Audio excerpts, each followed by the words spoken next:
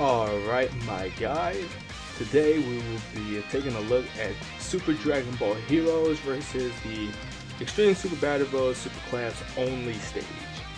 Now, honestly, I'm recording this, what is this, about a week, 2 weeks before the 7th year anniversary hits global. And what that basically means is that this team right here is going to look pretty good throughout this run, because I'm voicing over this after the fact. But how good it looks in this run is not going to compare to the difficulty that's going to come with the 7th year anniversary. Now, if you don't know already, for global, the 7th year anniversary is going to bring the infamous Red Zone, and the Red Zone brings a level of difficulty that just hasn't been seen in this game since, I would say, the introduction of the original Super Battle Road. Now, as far as the type of challenge that it is, it would technically be closer to the God of Destruction event. And the only reason I don't say it's the same type of difficulty is because when the God of Destruction dropped the event, if you got the new units, it was feasible for you to beat every single stage of the God of Destruction if you got either the UI Goku or the Super Saiyan Blue Evolution Vegeta. And even if you didn't get either of those units, you could still build just an overall relatively tanky team and beat the God of Destruction event, right? With the Red Zone just puts so much restriction on your items. You can only bring one type of item, meaning you can bring two of the same type of item. And I think it is relatively underestimated how much of a limiting factor that is for your own team building, because you're going through an event that is tankier than a God of Destruction, is tankier than any other event in the game, barring stuff like the B-Pan event, right? But that doesn't even count. And it hits harder than any other stage in the game. Now, the earlier stages are not going to be too bad. If I remember correctly, how it released on JP, I think it was 4 stages. Maybe it was 6 stages. Now I can't specifically remember how many stages dropped, but it was essentially with 3 groups of stages that would drop throughout the entirety of the anniversary. Yeah, the stages that dropped immediately with the anniversary, those were generally the easier ones. Those don't even compare to the difficulty of God of Destruction, right? Like if you can beat God of Destruction, you can beat those Red Zones. But then, man, this dude is kind of popping off. Now, the thing with these, and I'm going to kind of do a tangent on this, thing with the Super Dragon Ball Heroes units, or that I feel like they designed these units to, of course they designed them to work very well on the Dragon Ball Heroes category, which is what's being run right here with this Trunks lead. But I feel like as units, they're really designed to be run together, but not directly, right? Like, for example, for the Super Saiyan 3 fusions, the the Gotenks and I forgot what the other fusion one is. Geez, I can't remember what they're called. One of them's actually Gotenks, like Zeno Gotenks, and then one of them's like Zeno. When they pop back up, I have to remember what it is. But with their gimmick is like they have starter turn stats into attack and defense, and they build up attack and defense as they attack. The difference between them is that each of them have a condition in which they can do an additional super attack, which is pretty big and basically doubles their damage. And since they raise defense on super, it increases their defensive capabilities. But with one of them, that condition is filled if the enemy is stunned or sealed, and with the other one, that condition is fulfilled if the enemy has the attack and defense lowered. And how it works is that one of them lowers attack and defense on their super attack, which helps the other one get their additional super attack on. And then said other unit, I think he seals doesn't stun, but he seals, which helps the original unit here get their additional super attack off.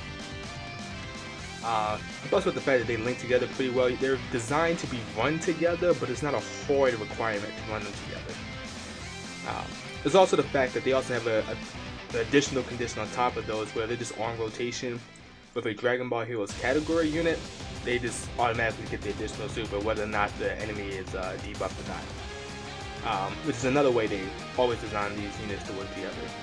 But I like this design where they are not hard required to be run on the Dragon Ball Heroes team to reach their full potential, but it's just a lot easier to see their full potential on the Dragon Ball Heroes team because they're so cohesive with each other.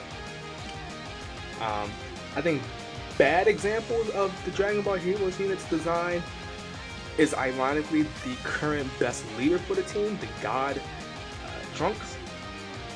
The problem with him is that he gets so much of his stats from being on the Dragon Ball Heroes team. He gets 300% attack and defense. Well, it's 30% attack and defense that he gets per Dragon Ball Heroes category ally, right? And then he basically raises his attack and defense by 100% on Super from his passive. It comes to a problem where if you don't run him on Dragon Ball Heroes, he's only getting the 30% that he gives himself, right? I said in my math, that's not 300%. He gets 210% from a full team of 7 Dragon Ball Heroes units. But if you don't run him on the Dragon Ball Heroes team, he's basically running 30% at the start of the turn and an extra 100% attack and defense on Super, which sucks. Even when he dropped, it sucked. Even if he dropped 2 years earlier, that would be manageable, right? But God Trunks being part of the most recent representation of Super Dragon Ball Heroes, he is a type of unit where you have to run him on Dragon Ball Heroes in order for him to be good. And to be fair, if you build the whole team with Dragon Ball Heroes, this dude will shine. He will pretty much be the MVP of the team, especially for shorter events. I would make the argument that some of these units can look better than Trunks if the event goes on for a little while. Like these two right here, the two Super Saiyan 3s. Because they are build-up units, once they get their attacks off, you'll start seeing some pretty good attack stats. They won't reach the same attack stat as Trunks, because Trunks can also crit, which is a pretty big component of his damage, but just his raw attack stats are just way higher than what they can reach, right? And I'm hoping that we get to see similarly designed units for this year's Dragon Ball Heroes celebration, which should be timed. I always forget specifically the timeline of when these Heroes units drop, but it should be. It's either after Worldwide Celebration or before Worldwide Celebration. That's when these Heroes units drop. But anyway, back to my original point I was talking about before with the Red Zone. They drop them in groups such that the easy stages come out first, not even as hard as God of Destruction, right? The second stages come out, that's kind of where it becomes God of Destruction-esque and a little bit beyond. That's where we're gonna get like the Baby Red Zone. I think the Baby Red Zone is the hardest one out of that group. But that pales in comparison to the last group, which has the Shadow Dragons, Broly, the Super 17, Omega. Those dudes are ridiculous. They are way past difficulty of the God of Destruction event. Those are some war criminals, I'll tell you what. You do not want to mess with these dudes. And that's relevant because this team, I think, in its current iteration, cannot take on that third group. This team right here can take on God of Destruction. With a teeny bit of luck at the beginning, since we have a lot of the units are build-up units, or those are units that rely on a little bit of RNG. But they could take on like up to the second group. I think they could probably take on Baby. I think the only group out of the third tier that they could maybe take on is the Shadow Dragon Saga. And the reason I say that is because the Shadow Dragon Saga is like a really long stage, and the Dragon Ball Heroes team does have some decent attack and defense stackers, like the Zeno Super Saiyan Vegeta and Zeno Super Saiyan Goku. They greatly raise attack and defense, so they'll be very useful for a long event. I think with the Shadow Dragon Saga, there's 7 Dragon Balls, so there had to be like at least 6 fights, but I think they split those up weird.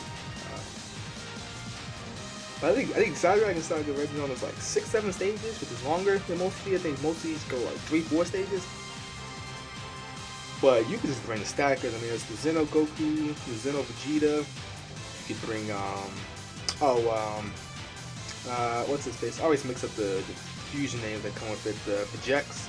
He stacks defense on super. He also additional supers if there's any status element at all. He'll be pretty good for that stage. You could kind of bring Super Mirror. Like Super Mirror does greatly stack, right? But his start of turn defense, he only gets like 50% defense start of the turn.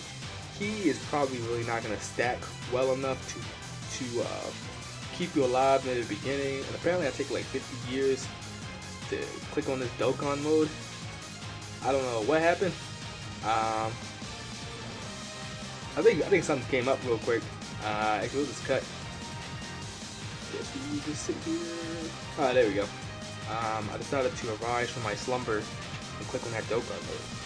But yeah, Super Mirror could kind of work. And when Red Sun does pop out for Global, I will dish out some videos showing over strats for that. Doing a lot of different types of things. Now, running the Ginyu team is kind of my thing for now. Especially since I got shafted pretty hard in the Ginyu banner. But I dropped like 1,000 stones to get. I just wanted one copy of Ginyu. I didn't get any Captain Ginyu, and I wasn't exactly trying to go bankrupt trying to get him in the first place. So I try to show ways to still utilize the strength of the Ginyu team if you don't have your own Ginyu. So far, it's definitely doable to do every single piece of content in the game right now without your own AGL Ginyu, as long as you have the EZA physical LR Ginyu force, which that is a bit of an ask for a free-to-play player, because if you start it right now, I don't think you could actually EZA the physical LR Ginyu. You have to do Battlefield, and you have to use currency, and you only get a set amount of that currency per season of Battlefield, right?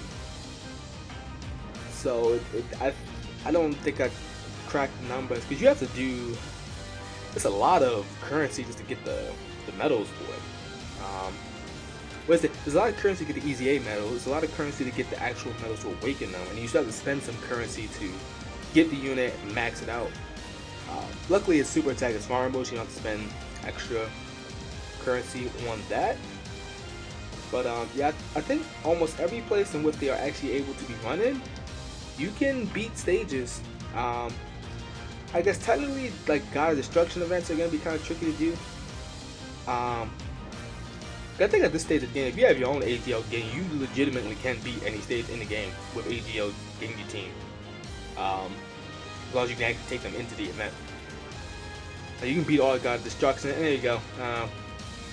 As I was just rambling on basically at this point about Red Zone and stuff, I easily cleared through Super Class only Extreme Super Battle Road with my Dragon Ball Heroes team. Ignore that. But yeah, that is Super Dragon Ball Heroes. And honestly speaking, yeah, it's pretty easy to just run through the entirety of the Super Battle Road stages with Super Dragon Ball Heroes. A similar vein to the Ginyu Force. It's not really too hard overall to just run through the game. They're built pretty strong. In the coming week, which will be by the time that I'm doing this voiceover, we are in the 7-day countdown to the 7th year anniversary for Global. So in the meantime, I am going to have to do some link leveling for this Ginyu Force team if I plan to run them through the Red Zone. And I will tell you that's very important. You definitely need those link levels for the Red Zone. But anyway, that is it for this video. I will see you guys next time.